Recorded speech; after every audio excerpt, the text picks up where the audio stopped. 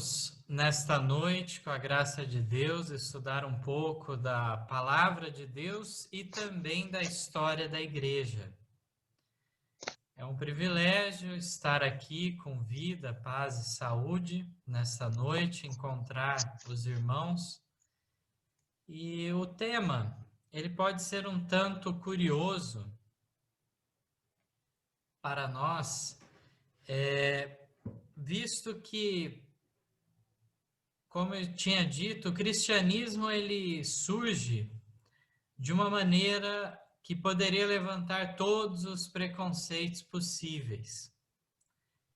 Vemos que o grande líder, então, que não era somente um líder, mas era o próprio Salvador, era o próprio Deus encarnado, consentiu, então, em sua primeira vinda.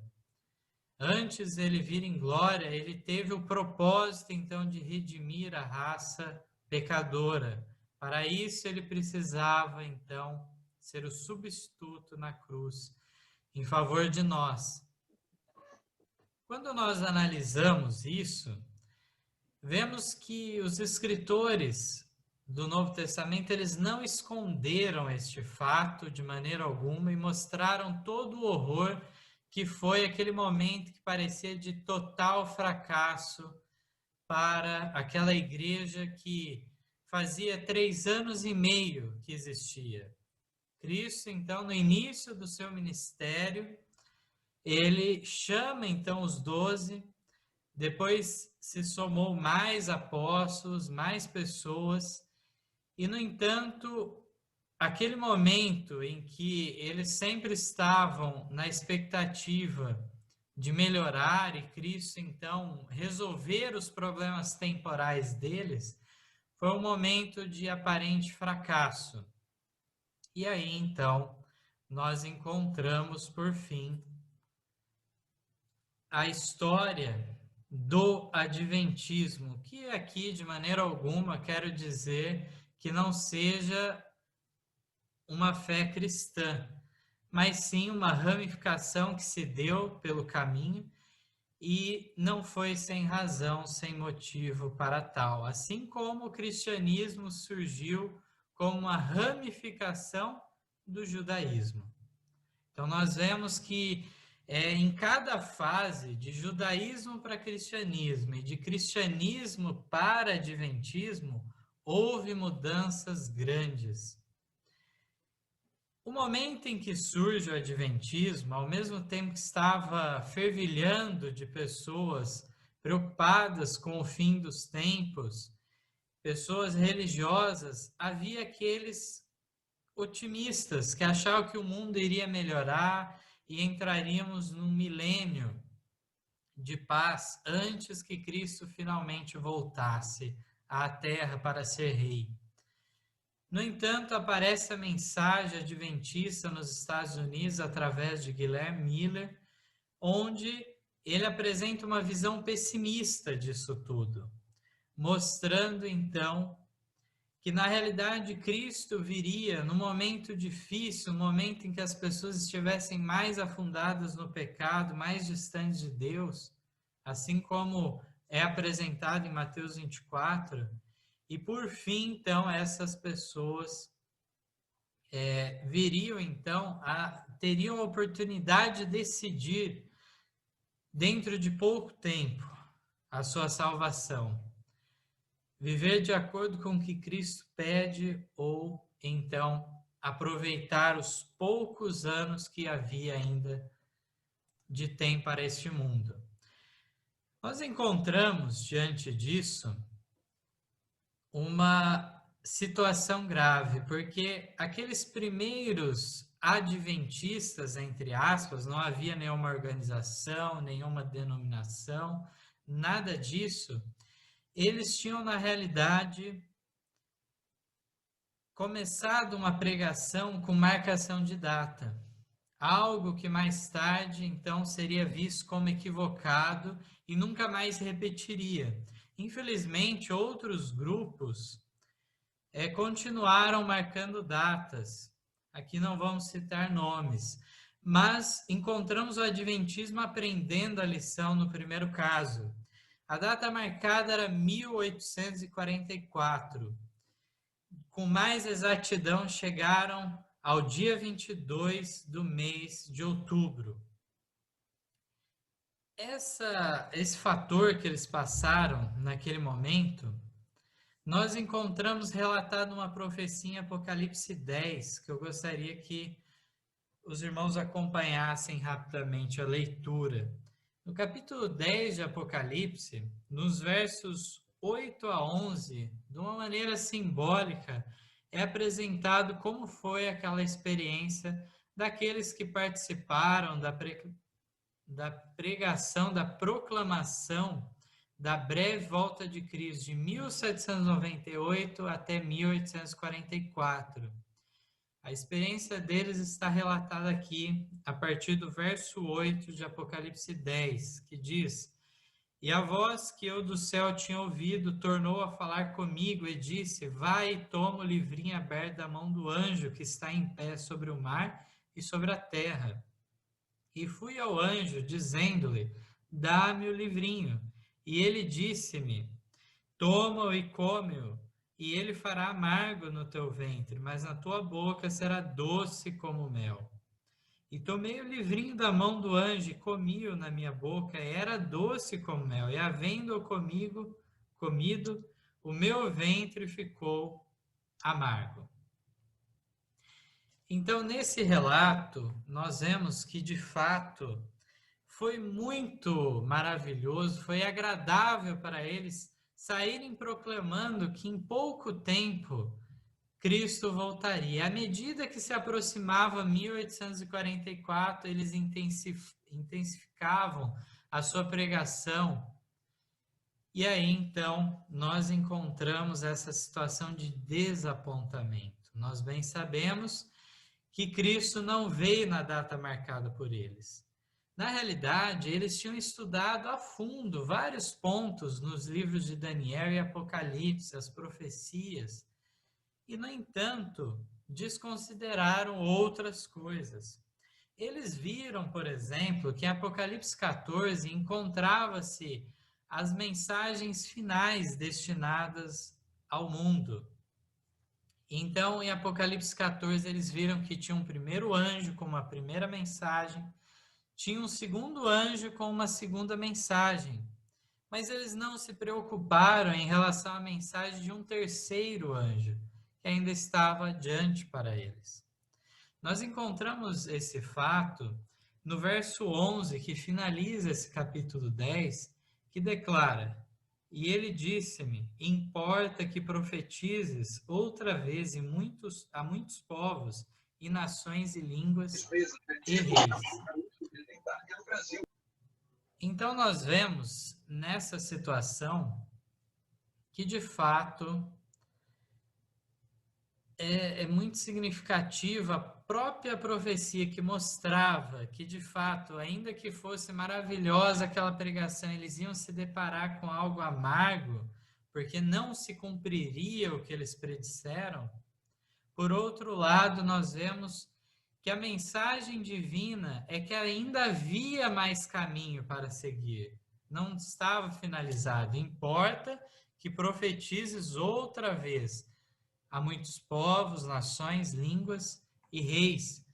É interessante nós vermos que uma das características dessa igreja remanescente dos últimos dias é o fato que a observância dos mandamentos de Deus, há também o entendimento da fé em Cristo, a justificação pela fé, e também o testemunho de Jesus, que é o espírito de profecia. Desse modo, nós encontramos, então, uma tríplice mensagem aí interessante de características apresentadas para a Igreja de Deus. E eles, então, veriam a significância grande dessa terceira mensagem, como nós vamos ver em alguns relatos históricos a seguir. Eu vou compartilhar a tela com os irmãos, uma parte da tela, e os irmãos vão poder acompanhar a leitura.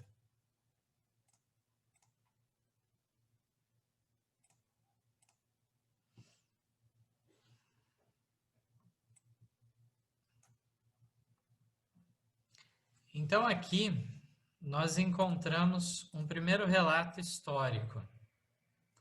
Diz assim, que eles ficaram desorientados em 24 de outubro. Josias Litt escreveu uma carta endereçada a Miller e Hymes,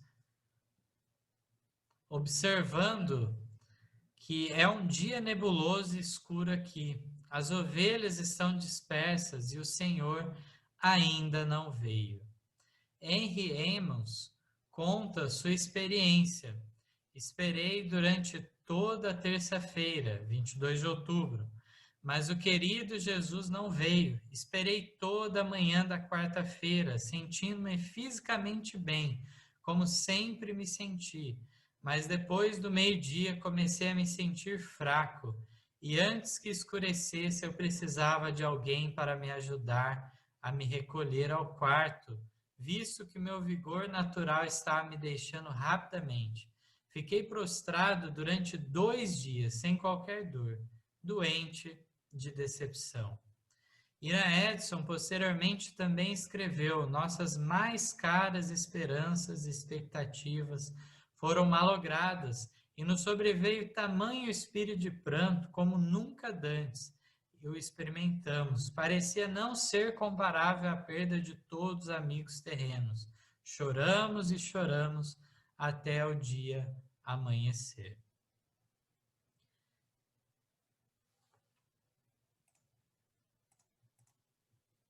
Nesse primeiro relato, então, nós vemos que não foi uma experiência nada fácil. Quando nós lemos esses relatos, e tem vários relatos históricos, nós podemos tentar se colocar no lugar deles, mas é difícil pensar como que foi essa dor de decepção, então, de não se cumprir aquilo que eles tanto acalentavam. De fato, nós encontramos nesses relatos uma experiência muito dura, mas a inspiração nos diz que ainda não foi tão dura como foi a experiência dos discípulos, quando viram Cristo, então suspenso na cruz. Aquilo foi mais terrível ainda, algo inesperado. Cristo tinha falado para eles que isso aconteceria? Tinha falado. Mas eles não compreenderam e foi chocante da mesma maneira. Se aqueles primeiros adventistas também tivessem compreendido as profecias adequadamente, não precisariam ter passado por aquele desapontamento, visto que a profecia de Daniel que eles utilizaram para chegar nessa data de 1844 era uma profecia, então, de um cálculo muito grande. Lá, então, apontava para 2.300 anos. E, no entanto, apesar de alguém poder achar que eles poderiam ter dificuldades de achar a data correta, eles acharam sim a data correta. E ela se sustenta até os nossos dias.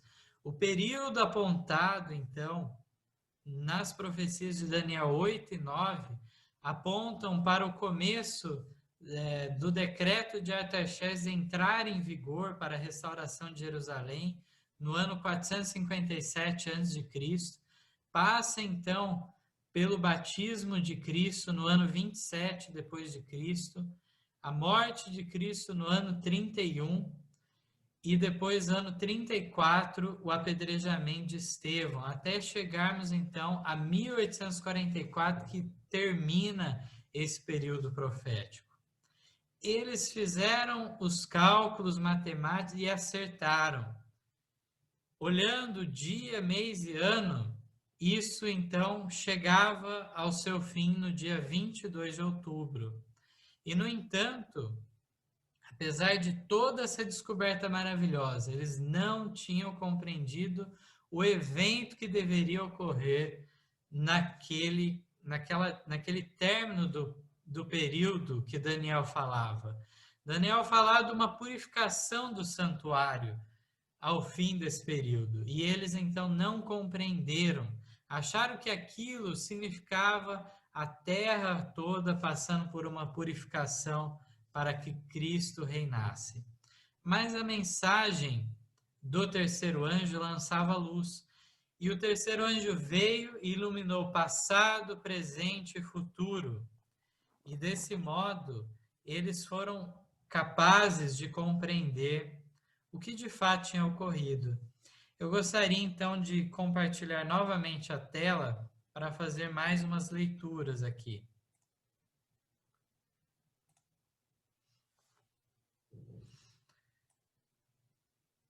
Então, nós temos aqui esse tópico da manhã seguinte, o dia 23. Depois do amanhecer sombrio para eles do dia 23 de outubro, sem o regresso de Cristo, muitos sentiam um aparente abandono de Deus para com eles, mas Ira Edson ainda encontrava palavras de conforto em meio a pensamentos de desilusão.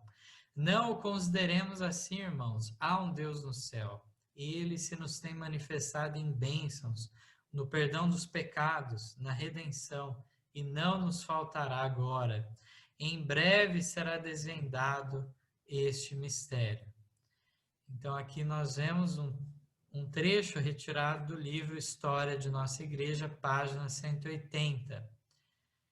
Vemos então este pioneiro da mensagem adventista. Ele não era um pastor ordenado, nada disso, mas um sincero devoto servo de Deus. E ele tinha essa expectativa, mesmo diante daquela decepção. E nós vamos ver agora o relato de próprio punho que Ira Edson fez dos acontecimentos no dia seguinte, no dia 23, o que ocorreu. Aqui os irmãos podem ver na tela os acontecimentos narrados pelo próprio Ira Edson. Diz assim: comecei a sentir que deveria haver luz e ajuda em nossa angústia presente. Disse a alguns irmãos: vamos ao galpão. Entramos no celeiro, fechamos as portas e nos inclinamos diante do Senhor. Oramos ferventemente porque sentimos nossa necessidade. Continuamos em oração até que o Espírito nos deu testemunho de que nossa oração havia sido aceita, que nos proporcionaria luz, que nosso desapontamento seria explicado de tal modo que sua causa ficaria clara e satisfatória. Então aqui há um comentário que naquela manhã muitos que haviam se reunido na casa de Edson voltaram para seus lares, esperando não encontrar nenhum vizinho zombador. Para os que ficaram, Ira Edson sugeriu que fossem ao celeiro, então, a fim de orar. Nesse pequeno recinto, prostraram-se e oraram. Que palavras disseram, não sabemos, mas de alguma forma estavam sendo consolados pelo Espírito Santo. Então, nós vemos que, de fato, se reuniu na casa da família Edson algumas pessoas. E ao chegar amanhã, cada um foi para o seu lar, exceto por alguns que ainda permaneceram em companhia de Ira Edson, e eles então começaram a receber um conforto da parte do Espírito Santo. Ele diz na continuação que depois do desjejum, disse a um de meus irmãos: vamos visitar e animar alguns de nossos irmãos. Ao comentar aqui que novamente vemos a firmeza desse servo de Deus ao propor a um de seus companheiros, que era o Owen Crozer, de irem à casa de alguns irmãos para consolá-los com a mesma segurança que sentiam, apesar de que não tivessem uma mensagem particular para apresentarem. Queriam ir animar, ainda que não tivessem em si uma mensagem. O relato continua. Assim fizemos, e fui detido na metade de um campo extenso que cruzávamos. O céu pareceu abrir-se diante de mim, e vi distinta e claramente que, em vez de nosso sumo sacerdote ter saído do Santíssimo do Santuário Celestial para vir à terra no 10º dia do 7º mês, no término dos 2.300 dias, nesse dia, ele havia entrado pela primeira vez no segundo compartimento desse santuário e que ele teria uma obra a fazer no lugar santíssimo antes de vir à terra. E minha mente foi dirigida para o capítulo 10 de Apocalipse, onde eu pude ver que a visão havia falado e não mentiu. O sétimo anjo havia começado a fazer soar sua trombeta. Nós tínhamos comido o livrinho, tinha sido doce em nossa boca e agora tinha se tornado amargo em nosso estômago, amargando todo o nosso ser. Então aqui nós vemos já a explicação sendo dada para Edson, a mente dele sendo voltada até mesmo para o texto de Apocalipse 10 que nós lemos.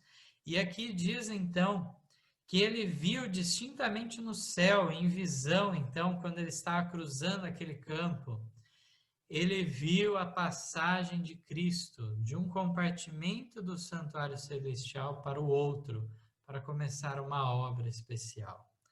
Diz ainda a continuação: enquanto eu me encontrava parado no meio do campo, meu companheiro havia seguido caminhando quase mais que o alcance da voz, antes de perceber que eu não o acompanhava. Quando me perguntou por que me havia detido por tanto tempo, eu respondi: o Senhor estava respondendo a nossa oração matutina, dando-nos luz sobre o desapontamento. Que maravilhoso, nós vemos que saíram sem uma mensagem, mas com certeza chegaram aos seus irmãos com uma mensagem maravilhosa.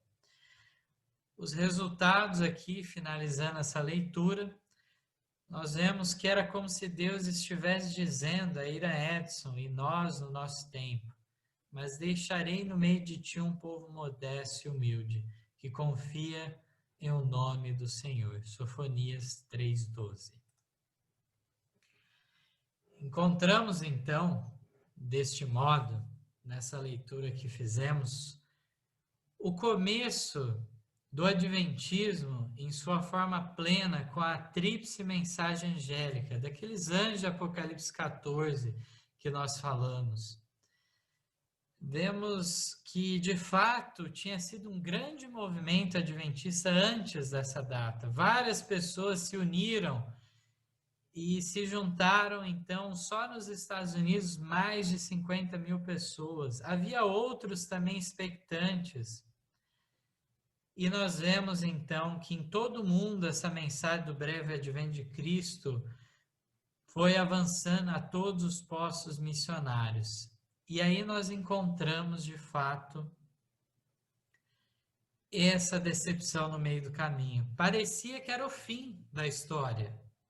Assim como Cristo pendurado na cruz parecia o fim para a fé cristã, essa experiência amarga que eles passaram, um equívoco grave, uma data marcada para um evento equivocado, aquilo foi apenas o começo. E a partir dessa mensagem, que numa outra oportunidade nós podemos expandir o assunto, a mensagem, então, do santuário celestial e a ministração que Cristo faz, nós podemos, então, encontrar um caminho que nos mostra que Cristo está desempenhando algo importante nesse tempo. Ele está julgando os mortos, e breve ninguém sabe quão breve passará o caso dos vivos.